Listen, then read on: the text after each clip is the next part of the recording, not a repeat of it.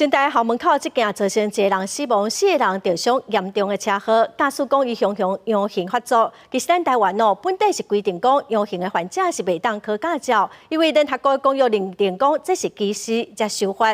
在2020年开放阳性患者有条件当考驾照，这几档陆续搁再受罚。今仔解破新闻，咱就请嘉顺来为咱说分明。是主播。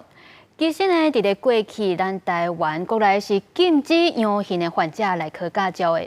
不过，因为这款规定是违反着联合国的身心障碍者权利公约，讲这是对阳性患者的一种歧视，所以伫咧2020年的时阵呢，咱就有修法来放令，好引导阳性的人会当去考奥多拜甲汽车的驾照。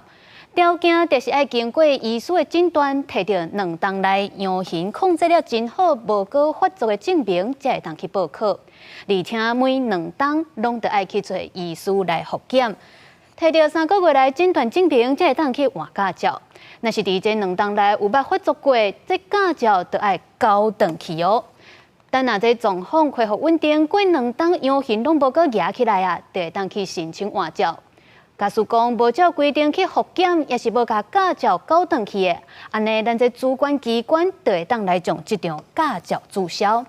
也是讲咱这驾驶也是坚持要无照来赛车，相当呢是会当罚到24000块这么多。也毋过为着要减少阳性的患者发病出车祸的风险，交通部伫咧去年就提出要来修法啦。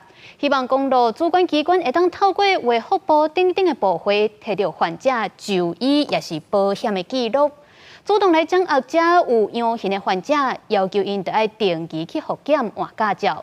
目前这个修法草案是已经提报给行政院，再搁等立法院来审查。如果伫咧今年就会当修法通过，赶紧来实施。也其实大约8成的阳性患者拢会当透过治疗来控制病情，咱得爱照起工来食药啊，按照规定去复检去换驾照，才会当兼顾着交通的需求甲安全。咱今仔日个解判新闻就讲到这，所来将镜头交转去给主播。